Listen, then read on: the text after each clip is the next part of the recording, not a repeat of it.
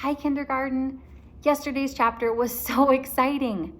Where are Jack and Annie now? Are they still in the treehouse? No, the setting has changed. They're in the pyramid, and they hear these strange noises, and they see this white figure go by. And what did the story say? A mummy! It's alive, Annie shouted.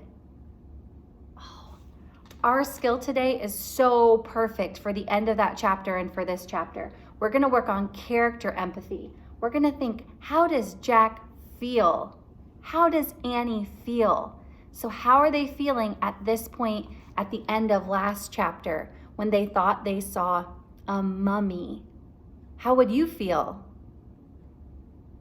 I think I would feel scared, and I'm guessing from the way that Jack and Annie reacted, where she said, "It's alive," that they probably feel a little bit scared or nervous or worried too. So let's use our reading voice and read what happens next, and then we can think more about how they're feeling at this point in the story. Chapter 4 is called Back from the Dead. Remember, we're thinking about how Jack and Annie are feeling. Jack pulled Annie down. The white figure moved swiftly past them, then disappeared into the shadows. "A mummy," said Annie. "Back from the dead." "Forget it," stammered Jack. "Mummies aren't alive." He picked up the Egypt book. "What's this?" said Annie. She lifted something from the floor. "Look, the mummy dropped this thing." It was a gold stick, about a foot long. A dog's head was carved onto one end. I'm going to stop and use my thinking voice for a second.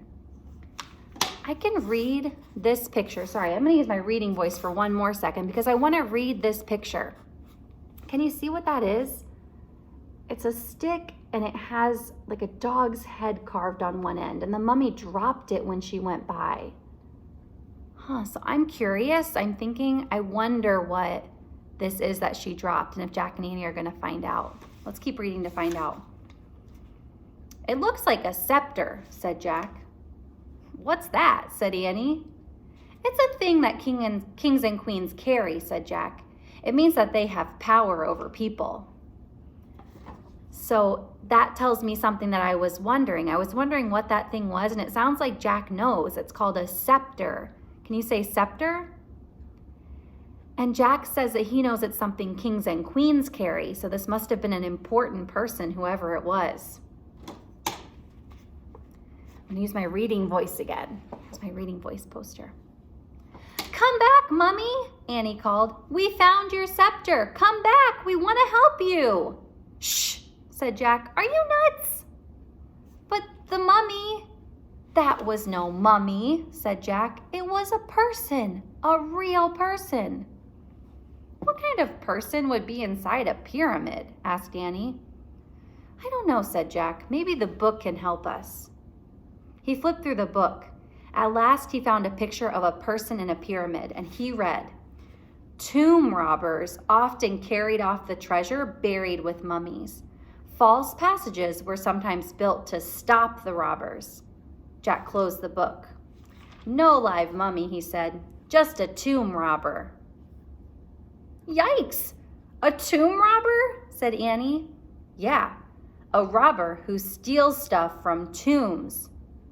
"But what if the robber comes back?" said Annie. "We'd better leave." Oh, this is a great place to stop and think for a second. Jack doesn't think it was a mummy. He thinks it was a tomb robber. And a robber is someone who does what? Who steals things. So he thinks it was someone in the pyramid trying to steal something because he read about that in the book. Annie said, in my reading voice, I said, "Yikes, a tomb robber." So how do you think Annie feels about seeing a tomb robber? She doesn't seem too happy, maybe a little scared or worried.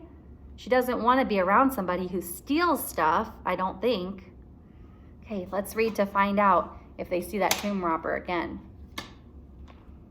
"What if the robber comes back? We better leave," said Annie. "Right," said Jack.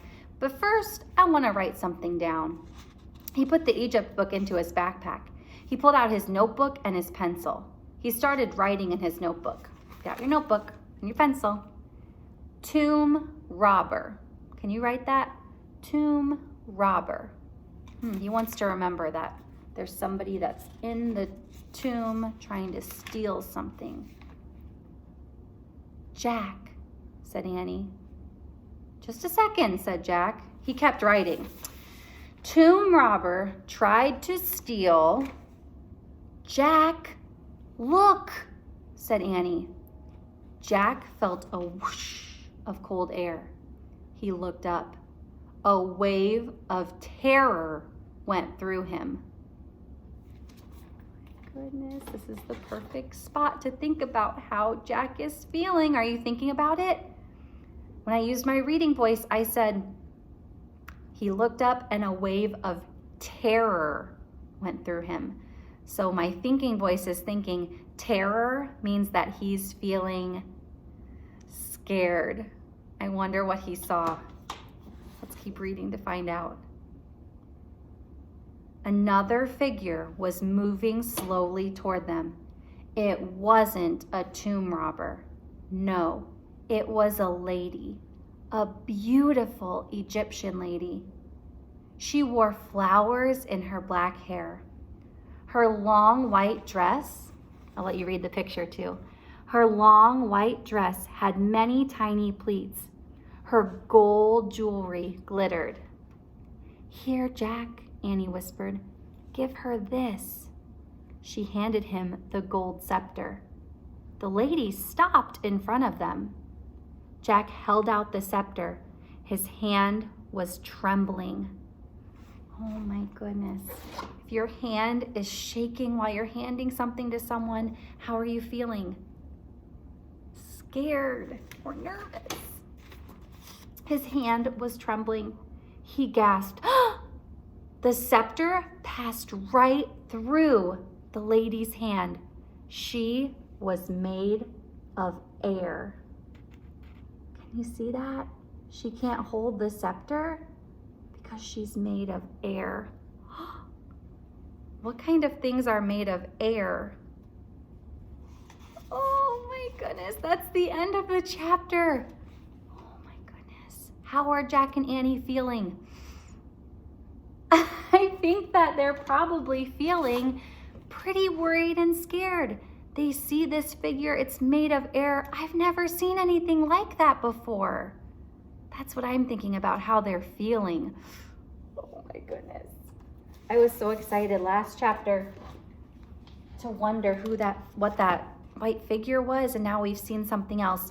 I drew the scepter because Jack and Annie handed the scepter to the lady and it passed through her like air. And so she can't hold it.